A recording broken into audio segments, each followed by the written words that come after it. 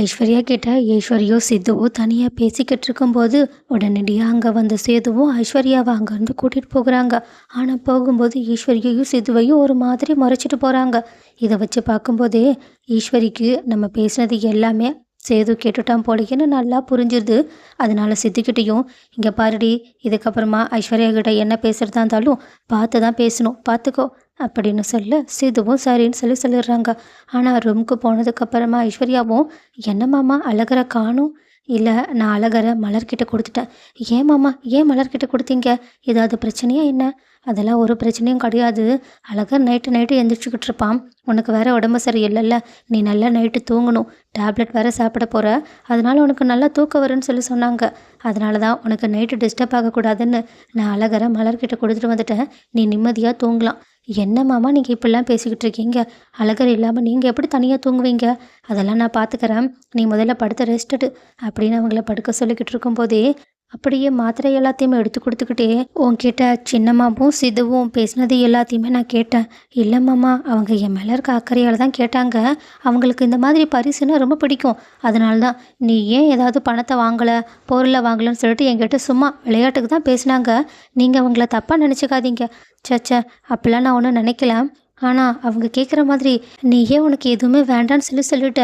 உனக்கு ஆசைப்பட்டதை நீ கேட்கலாம்ல. சரி, குடும்பத்துக்கு முன்னாடி எல்லார்கிட்டையும் கேட்க முடியலனாலும் என்கிட்டயாவது கேளு, உனக்கு என்ன வேணும்? என்ன மாமா, நான் கீழே பேசினதை நீங்கள் நல்லா கேட்டிங்களா இல்லையா?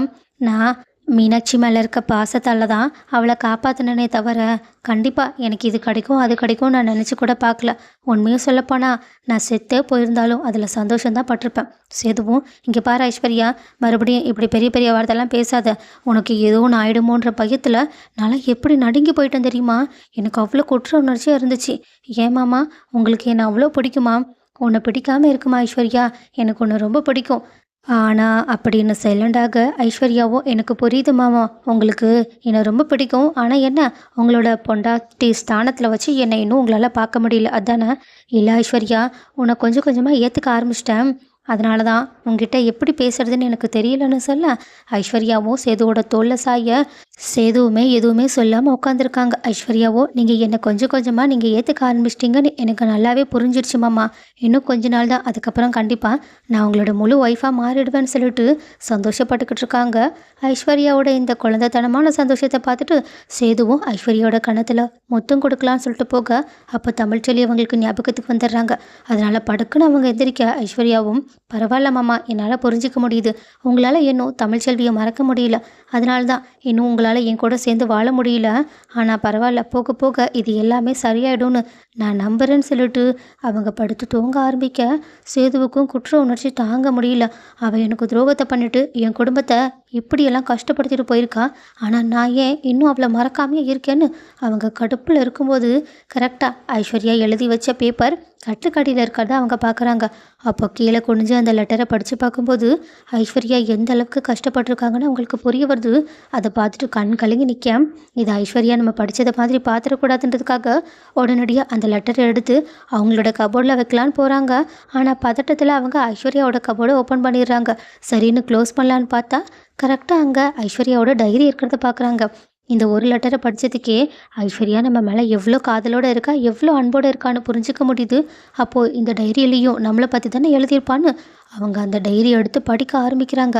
ஆரம்பத்தில் என்னமோ சேது படிக்க படிக்க ஐஸ்வர்யா சின்ன வயசுலேருந்து தன்னை எப்படியெல்லாம் காதலிச்சாங்கன்றதை மட்டும்தான் படிக்கிறாங்க. ஆனால் ஒரு கட்டத்துக்கு போக போக ஐஸ்வர்யா என்னெல்லாம் தப்பு பண்ணாங்கன்றதை கொஞ்சம் கொஞ்சமாக எழுத வைக்கிறாங்க. அவங்களுக்கு தமிழ்ச்செல்வி மேலே எவ்வளோ கோவம் இருக்குன்றதையும் எழுதி வச்சிருக்கிறத படித்து பார்த்துட்டு சேது ரொம்பவே ஷாக் ஆகுறாங்க. என்ன இவன் ரொம்ப சின்னம்மா கூட சேர்ந்து என்கிட்ட நல்ல பேர் வாங்கணுன்றதுக்காக ஏதோ கோவிலில் போய் பொய்யா பரிகாரம் பண்ண மாதிரிலாம் நடிச்சிருக்கான். அதுவும் இவன் என்ன இப்படியெல்லாம் பண்ணி வச்சுருக்கான்னு கொஞ்சம் கொஞ்சமாக அடுத்த கட்டத்துக்கு போக போக அவங்களுக்கு மிகப்பெரிய உண்மையை கடைசியாக தான் தெரிய வருது. அதில் அவங்க கருப்பசாமி கனவுல வந்ததுக்கு அப்புறமா இப்போதைக்கு இந்த உண்மையை யார்கிட்டையும் சொல்ல முடியாது, அட்லீஸ்ட் இந்த டைரியிலையாவது எழுதி வைக்கலான்னு சொல்லிட்டு அவங்க அந்த மிகப்பெரிய உண்மையையும் டைரியில் தான் எழுதி வச்சுருக்காங்க. அதுவும் அதை படித்து பார்த்துட்டு சேது ரொம்பவே ஷாக் ஆகுறாங்க. முக்கியமாக ஐஸ்வர்யா, ஈஸ்வரி, சித்து 3 பேர் மேலேயும் கொலை வெறிய ஆகுது. அதனால அவங்க கோவத்தோட ஐஸ்வர்யாவை அப்படியே கழுத்தை நெரிக்கிற மாதிரி போக, அப்போ கரெக்டாக அங்கே வந்த மலரும் பின்னாடி இருந்து பார்த்ததுனால இதை சரியாக கவனிக்கல. அவங்க, இங்கே பாருங்க மாமா, அழகர் தூங்கிட்டான். நான் இங்கே படுக்க வைக்கட்டுமா, என்கிட்டயே வச்சுக்கிட்டுமா? இல்லை, நீ அழகரை உன்கிட்டயே வச்சுக்கோ, நான் கொஞ்சம் வெளியே போக வேண்டியது இருக்குன்னு அவங்க மலர்கிட்ட சொல்லிட்டு ஒரு மாதிரி அங்கேருந்து தட்டு தடுமாறி போக, இதை மலருமே சந்தேகமாக பார்த்துட்டு கருப்புக்கிட்ட இந்த விஷயத்த சொல்கிறாங்க. கருப்பும், என்ன இவ்வளோ நேரத்துக்கு மாப்பிள்ளை எங்கே போகிறான் அப்படின்னு சேதுவை பார்க்க போனால், சேது அங்கேருந்து கார் எடுக்கிற மாதிரி தெரியுது. அங்கே போன கருப்பும், என்ன சேது நீ இந்த நேரத்துக்கு எங்கே போய்கிட்டு இருக்க? நான் தமிழ்ச்செல்வியை பார்க்க போகிறேன். என்ன உன் முகம்லாம் சரியில்லையே, என்னாச்சு, ஏதாவது பிரச்சனையே என்ன? ஆமாம்மாம்மா, ரொம்ப பெரிய தப்பு நடந்திருக்கு, நான் இப்போ தமிழ்ச்செல்வியை பார்க்க போகிறேன் அப்படின்னு கத்த, கருப்பும், இங்கே பாரியா, ஏதோ பிரச்சனைன்னு தெரியுது, ஆனால் என்னன்னு என்னால் கேட்க முடியல, நீ முதல்ல தள்ளி உக்காரு. இப்போ என்ன, தமிழ்ச்செல்வியோட வீட்டுக்கு போகணும், அங்கே நானே உன்னை கூட்டிகிட்டு போகிறேன், வா அப்படின்னு அவங்க அங்கேருந்து காரில் சேதுவை தமிழ்ச்செல்வியோட வீட்டுக்கு கூட்டிகிட்டு போய் நிறுத்த, அங்கே வந்த சேதுவும் உடனடியாக வீட்டு வாசலில் நின்று தமிழ்ச்செல்வி தமிழ்ச்செல்வின்னு சொல்லிட்டு கத்திக்கிட்டு இருக்காங்க. அவங்களோட பேரை சொல்ல சொல்ல அவங்களோட கண்ணிலேருந்து தண்ணியாக வந்துக்கிட்டு இருக்குது. அப்போது இதை பார்த்த கருப்புக்கும் ஒன்றும் புரியல. என்ன ஆச்சு, என்ன பிரச்சனையாக இருக்குன்னு பார்த்துக்கிட்டு இருக்கேன். வீட்டில் இருக்கவங்க எல்லாருமே வெளியே வராங்க. தமிழ்ச்செல்வியுமே, என்னாச்சு, என்ன பிரச்சனை? ஐஸ்வர்யா நல்லா தானே இருக்காங்க, ஒரு பிரச்சனையும் கிடையாதுன்னு கேட்க, ஆனால் சேதுவோ எல்லாரும் முன்னிலையிலையும் தமிழ்ச்செல்வியோட காலில் விழுந்து, தயவு செஞ்சு என்னை மன்னிச்சிரு அப்படின்னு மன்னிப்பு கேட்க, தமிழ்ச்செல்விக்கு ஒன்றும் புரியல. அது மட்டும் இல்லாமல் சேது தமிழ்ச்செல்வியோட காலை தொட்டு தயவு செஞ்சு மன்னிச்சிடுன்னு சொல்ல, தமிழ்ச்செல்வி 2 அடி பின்னாடி போயிட்டு, நீங்கள் என்ன பண்ணிக்கிட்டு இருக்கீங்க, உங்களுக்கு இப்போ என்ன பிரச்சனை, எதுக்காக இப்படி இந்த நேரத்தில் வந்து இங்கே பிரச்சனை பண்ணிக்கிட்டு இருக்கீங்க, தயவு செஞ்சு என்ன மன்னிச்சிரு தமிழ், நீ எந்த ஒரு தப்பு பண்ணலைன்னு நான் இப்போ புரிஞ்சுக்கிட்டேன், எனக்கு அதுக்கான ஆதாரமும் கிடச்சிருச்சுன்னு சொல்கிறாங்க. அப்பத்தாவுக்கும் ரொம்ப சந்தோஷம்.